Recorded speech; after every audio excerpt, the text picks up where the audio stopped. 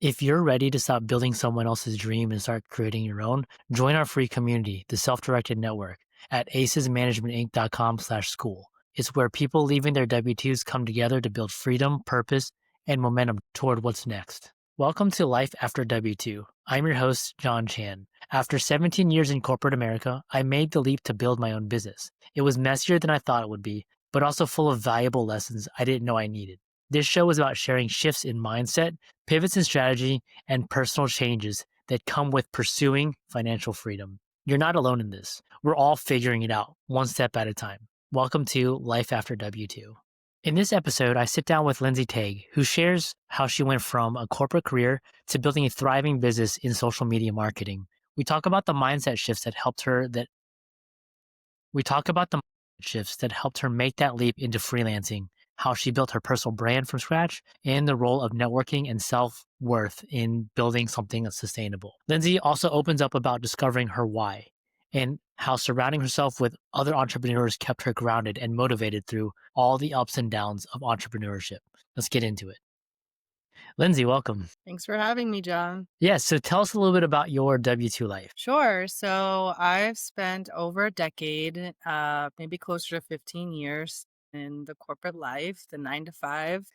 I jumped around a lot. I started in the recruiting and staffing industry, and I supported a lot of recruitment teams for many years. I stuck with that industry for quite a while, but I did feel at a certain point it kind of chewed me up and spit me out. From there, I took a little foray in my career to do banquet management. So I worked in hotels for a little while, and was kind of really where I figured out or realized that I do like to be in social environments, and I do like to, you know, work with events and work with people. And I did that for a while, and did some contracting work in that kind of field, managing networking events and things. And then from there, I jumped more into like the digital realm, the digital world, which is, where a lot of us kind of end up. And I was able to kind of launched my own business with social media marketing and content marketing back in 2018. So that was kind of when I made the leap. I had actually been working with a startup for about a year. We were like a ground floor startup. I thought before I made that leap into doing my own thing, I thought this is it. This is going to be the job for me. I was on this hunt for my whole career, like for the perfect job. I think a lot of people find themselves there, of like, at least for me, like I'm not the type of person to stay stuck unless I'm in fear, like I really need this paycheck. And that's kind of how I was with this job. I had put so much like mental stock into this position of like, this is going to be the job for me. I came in as a manager, I was always kind of chasing those fancy titles. And I quickly realized about, 6 months in, that this job was swallowing me up. The expectation of having to always be available. I was even expected to be available on weekends sometimes. To just give it my all. I almost felt like I was the founder of the company. Anyway, long story short, they ended up laying me off after about a year of this grueling work. And at that point, yeah, I just like to use that phrase, they chewed me up and spit me out, because it's true. I felt like I was at such a loss. Like I was kind of battling stress, burnout for sure, and just at my wit's end with like giving my all to employers and feeling like I'm getting the short end of the stick. So it just sounds like you put all of your efforts into making a company successful. It just didn't really work out. And then, so now you're in a spot where you no longer have a job. And yeah, talk about what it was like making that decision to, I'm not going to look for another one. I'm just going to go off on my own. Yeah. So I'll be honest, I did end up getting a part-time job, but my goal was to build a business, was to build up, you know, a client base. But I was completely new to this and I needed an income while I was doing it. So I worked part-time at a co-working space. So it was perfect because I it was a cushy job for me. Like I was just greeting people coming into the office and like doing some administrative stuff, but they knew I was building a business and all the people that were in there were also building businesses. So it was a great environment for me to be in. Yeah. And, so on the side and then my time off from there, I was steadily building up my brand online. I launched a website. I had a lot of friends at the time who were also either running agencies or freelance. So I had a lot of exposure to that. And I'm so grateful because that really was the kick that I needed to be like, "Oh, all these people around me are doing it. Why am I not able to do it? Like, where's this block coming from?" For many months, I would say, or years leading up to that point, having that exposure was really helpful. And, I could go to them for advice and guidance. And yeah, I launched my website and I quickly realized that I'm good at this. Like I'm good at building my own brand and showing up online, and I was still very scared of like video and, talking in front of groups of people. So I started very slow, very like step by step for me. Like the beginning was just putting posts out there, sharing my knowledge. And at the time it was Instagram. I was like, I'm just going to like convert my Instagram into a business account and Mhm. kind of promote myself as my personal brand. I was very into Gary Vee at the time, if you know who that is. Yeah. He really Yeah. was lighting a fire under me to like just go for it and do it. So yeah, I did that for the first year. Alongside that, I was able to land my first client. I don't remember how many months in it was at the time, but I want to say, yeah, because I was let go or laid off right around my birthday in September or August of 2018. And so I had 6 weeks of severance and I was like, I got to make this happen in this time frame. So I want to Mhm. say, like I said, I had this part-time job alongside to pay my bills and stuff. So I want to say probably by the beginning of the next year in January at some time, I was able to land my first client, which was someone that I knew. He actually was running some hotels. So I was able to do social media for some of his hotels. And I retained him as a client for quite a while. And I was able to build up my book of clients from there. Like, that's the advice that I would give to anyone is just get your first client, even if it's a friend or someone in your network or someone that you loosely know. Um, even if you have to give them a deal maybe in the beginning, it's just good to build up your portfolio and to show proof that you can do what you're offering. So that's So kind of the beginnings. okay, so I'm just kind of curious because you were in the marketing world, right? And then you started to build your own following. I think I still have trouble with this, but recording videos of yourself, sharing your knowledge. You said that you had converted your personal page into like a business account. How was that? How did that feel like when you were making that change? Because I'm sure you had a lot of personal posts that you posted on there, and then now you're converting it to like a business thing. Did you get like friends reaching out to like what's going on, or did you see a drop off in engagement with your postings, or what did you see? No, actually, I saw it probably an increase because I told my story, like, and that's also how I figured out that I am like a storyteller and that I wanted to lean into that with my business as well is I literally announced I'm launching my business. My website is live and I'm going to be talking about this on my page here. And I think because my work was centered around social media at the time, and it still kind of is, but in a different way,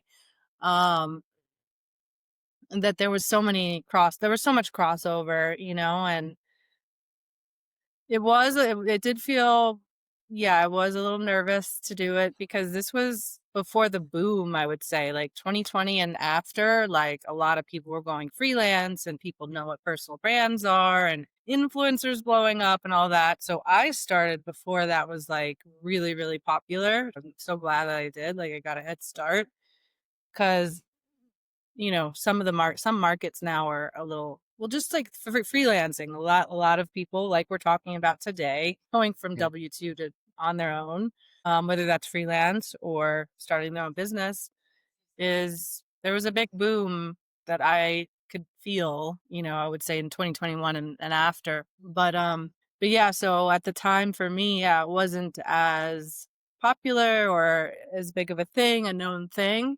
And it was in my friend group though. So like one of my good friends ran like a huge conference for it was like for social media marketing. And that introduced me into this world that there's like conferences happening all over the country and everyone comes together to talk about this stuff, social media marketing, building a brand, etc. So I got involved with the conference and like so that's the big turning point for me or the big catalyst I would say is get into a room if it's not a physical room. Get into a room with people that are doing what you're trying to do because if everyone around you is not, like everyone is in the 9 to 5 still, they're not going to get it, but that's okay. You're not talking. Yeah, I think that's really powerful what you said because I mean, you were already kind of surrounded by people who were doing something that you want to do. And then just going to these conferences just kind of amplifies that, right? Definitely. You I'm a also had big a fan of part it. time job too to help pay the Yeah. bill at the same time, which I know I mean, even people that I know that have left their W 2s and have gone back to the corporate world seems like, I don't know, maybe some kind of like pride issue where you're kind of feeling like, oh, you failed at it, but that's not the case. You can still build your business, but still have a job on the side to help pay the bills. It relieves a lot of the stress, in my opinion. Yeah, definitely. I mean, it's old habits die hard, like people just kind of, I'm not shaming anyone for doing that, Mhm. but like I almost went back several times myself, like building your own thing is so exciting and so exhilarating, but also nerve-wracking and exhausting at times. You have to really be one of the books I read in the beginning when I first was starting out was I think it's What's Your Why by Simon Sinek, something like Mhm. that, about your why. And he goes into such depth on it, but I'm a firm believer in that philosophy as well as you're not, you know, we should not leap into freelancing or building our own thing if we don't have a strong why because in the times of the difficult times, the times when things aren't flowing or working, we're going to want to give up. And there's so much I had to shed from the corporate 9 to 5 mindset. It might take me a minute to think about it, like as we go through our conversation, but Mhm. there were many things that I had to shed um, related to fear as well. And I know we'll get into mindset in a little bit, so I won't go too far into that. Well, I There mean, are it kind of differences. flows into it because Okay. uh, I mean, one of the biggest things that I had to come to grips with was that who I was when I left is not who I was supposed to be in order to be successful in this, I guess, post W2 life. So, I mean, what's one of your biggest mindset issues that you had to get over? Yeah, so I'll say this is like a running theme in running theme in both was the illusion of a safe paycheck in the corporate life. Of like I know, at least I know I'm getting paid every 2 weeks. I'm getting that money's hitting my account, so I feel safe and secure. But I'm chained to this 9 to 5.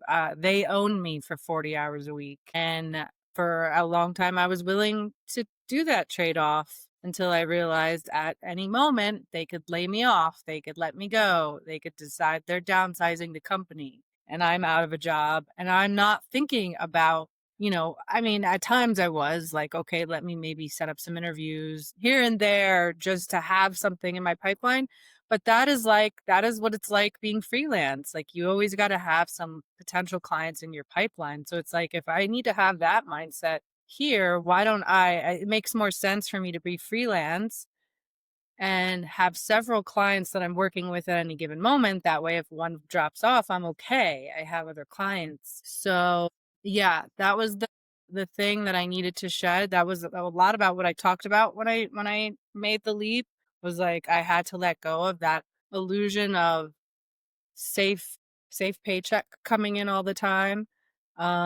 Not cling to it so hard because that is what I did so much throughout my corporate life was like I stayed in places I wasn't meant to. I was verbally abused in a lot of my last few jobs that I had and I was just traumatized at that point. So it was like I would rather make the leap and feel maybe a bit of fear with the uncertainty of income with clients, but at least I have more control over how many clients I work with at any time. I can always be doing, outreach to potential clients and like what's the word I'm looking for? Just assessing if we're a good fit, and I'm not putting all my eggs in one basket. But when I made the leap, there's still a bit of that, there was still a bit of that fear throughout I've been doing this 7 years now. Like that fear doesn't necessarily go away. It's just takes a bit of new forms, but I always default back to I have faith in my capabilities. I have faith that maybe if my client roster is a little bit low right now, that kind of stinks, but I just know where my activities need to be in the coming weeks and months. I need to filter a bit, less. I have less client load, less client work. So let me filter more of my time in networking, conversations with potential clients, lead generation activities, and stuff like that. Right. Yeah, you get to decide where you spend your time, and there's also a lot of pressure on you because it's all on you. Exactly. But it's the weight of that and knowing that I can do something about it versus these memories that come flooding back of walking on eggshells. Am I going to get fired next week because I am at odds with the middle manager who just got hired, who treats me like crap? And I got to kiss her butt. I'm not going to do that. Like, that was like the last job, full time job I had. Yeah. Well, so I mean, you talked about you were laid off August, September, and then you got your first client. Like when you decided to go off and say, I'm not going to find another job, I'm going to go do this on my own.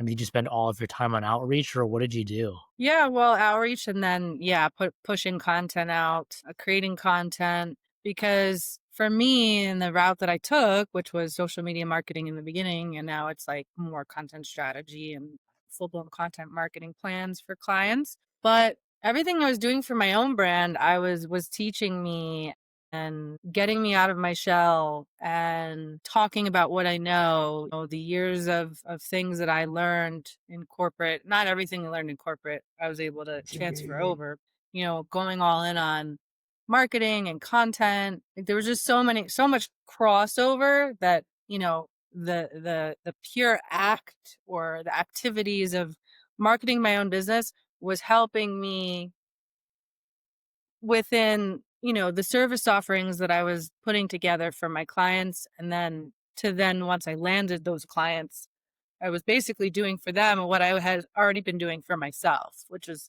helping them tell their story on social media, marketing them through content on social media. What did you spend a bulk of your time on when So you those left? two things, but then specific to outreach, I would say, yeah, I reached out to people in my network that I knew had businesses or maybe new business owners first, because you really should go for the low hanging fruit. Like, to convert someone that's a stranger in the beginning is going to be hard. Yeah. So warm introductions. Like I said, my first client was someone that I knew. Yeah, it wasn't just, definitely networking on LinkedIn, and then, yeah, through warm connections, I would say that's how I landed my first few clients. And then just getting into Facebook groups, or it depends on the industry that you're going for, but yeah, just now we have ChatGPT, so it should be even easier to just like pop in there and say, hey, I'm thinking of, jumping into this industry to offer X services, where can I look? Facebook groups, LinkedIn. If you want to explore maybe your local market, for me, I'm digital nomad, so I'm always moving around. But like for someone that lives, let's say, in a city in the States, I would, like I said, my first client was someone I knew and he was local to me. So yeah, depending on what you're trying to offer, like don't discount events, conferences. Like I went to that big conference, get in the room, get around people to really get conversations going, even, and then maybe don't even look at it. Like, I didn't always look at it as I have to get clients here. It was like, let me just show up and talk about myself and what I'm offering and what I do, to get better at that, build up your confidence. Yeah, there's something about going into something not really trying to sell, but really just build relationships and make friends. Exactly. Yeah. Okay, so then, I mean, you've built out this. I mean, you've been doing it for 7 years, so you're obviously at least a little bit successful. You have clients, you're doing pretty well, right? Digital nomad, you get to live the life where you travel all over the place. Well, now knowing what you know now, what's some advice you'd give to yourself that August/September when you got laid off? Yeah, I mean, I was interviewed not that long ago and asked a similar question, and what really comes to mind first is more about like my self-worth and my confidence in myself, because I feel like that really is the foundation, and that really is everything stems from that. People kind of, they want to hear maybe like step by step processes of how to do things, and that is important. But like, yeah, to leap into something new like this and be kind of all on your own, like you don't have an employer telling you what to do. So, like you just said, like it really falls all on you. But at the same time, like you get that freedom, freedom of choice, meaning like who I get to work with, when I get to work, how I set up my schedule, all of that is up to me. Yeah. So making the leap initially is like that's the hardest part, but you really do have to know that like you're gonna keep make continuously leaping in different ways because this is new territory for you. Yeah, just knowing that, like this is the advice that I'd probably give to myself is like knowing that to continuously bet on yourself. You will go through periods. I have definitely gone through periods, feast or famine in my business, and you can't attach that to yourself. You can't attach your identity to the success of your business or the failures in your business. This is just the ebbs and flows of business. Even the employers that we worked for, ebb and Mhm. flow. Like my last full-time employer wasn't doing well and I had to let people go, so this happens to everyone, and it's easy if you're a team of one like me. Like, of course, I could have a team at some point, or if I wanted to, but don't attach your identity to that. Would be like Yeah. probably my biggest piece of advice, and continuously bet on yourself. Yeah, I love that. One of the things that I had to go through is not really understanding that again, who I am now is not who I need to be in order to have success going out on my own. Do you have any books that you recommend? I mean, I mentioned one earlier. So, what's your Mhm. why? Definitely. I'm pretty sure that's the title. But if you look up Simon Sinek, I don't know if you know who Yeah. he is, John, but Yep. Mhm. yeah, I like him a lot. I'll be honest, I haven't read any business books in a while just because I read a lot in the beginning and I was like so Mhm. full of information. So that was another Yeah. thing too that I would, say is like it's great to take in a lot of information in the beginning, but like don't let that overwhelm you. And, you have to be able to kind of then put your blinders on and focus on what's in front of you. So, yeah, that would be the main one I would recommend. And then I like Gary V's books a lot. I think there was one called The Thank You Economy, and yeah, a few of his original like first few books were really good in terms of like how to build a business and how to get clients. Yeah, one of the things I forget what book it was, but he mentioned that when he was first getting into wine, he missed like 2 years of that growth that he was going through that he wished he had documented. Now, whether that's part of what I do now is whether I decide to post or not, it doesn't matter. I just record it anyways, and hopefully, at some point, I'll feel comfortable enough to do it. Yes, yes, that's a good point, and that's kinda why I was sharing when I shared my story in the beginning about how I was, like, big on building my brand and putting my story out there and content because alongside that, I was reading his books and his content about doing that, and I'm Right. glad I listened because I have had periods over the last 7 years where I've gone a little quiet and, like, I don't use my Instagram as much for business anymore. I've shifted it over to LinkedIn, but I do post there somewhat regularly still. Yeah, it's extremely difficult to post on all these different platforms, but I think you always hear the advice that you always go use a platform that your customers use, and LinkedIn is a great platform. Exactly. That's kind of why I shifted there because I was doing social media marketing for B2C brands, which were all on Instagram. And Yeah. then I pivoted after about 2 years to working more with B2B companies and helping them with their content strategy and content marketing plans. So, and they're all Mhm. on Yeah. LinkedIn. Yeah. Very cool. So, Lindsey, I really appreciate you coming on. How can you help people and how can people reach out to you? Currently, right now, I work with B2B tech companies on their content marketing strategy, content marketing plan, helping them helping them convey their value in a compelling way. That's what I've been doing for the last 7 years. And I'm pivoting a little bit to potentially be creating a community for people that want to be digital nomads, essentially. So nothing is quite out there yet, but I am actually using my Instagram a little bit more for that type of content. But yeah, people can find me. I do have a Substack as well that I've been writing on for the last year. So that is kind of a new platform. It is great for storytelling. And I'm sharing more about my travel life, my nomadic life, and like my freelancing as well, starting your own business. All the things we're talking about today is kind of infused into this Substack letters that I send out. So people can find me there if they want to like kind of read more of my stories and stuff. And then of course LinkedIn, you can connect with me there as well. Okay, very cool. We'll make sure to have those links in the description just to make life easier for everyone. Lindsey, thank you so much for coming on. Yeah, thanks for having me, John. It was a great conversation. That's it for today's episode of Life After W2. I'm John Chan and I appreciate you tuning in. If this episode resonated with you, share it with a friend who's ready to take control of their financial future. And if you're curious about how self directed retirement accounts can unlock opportunities in alternative investing, grab our free guide. It's packed with insights to help you get started. The link's in the description. See you next time.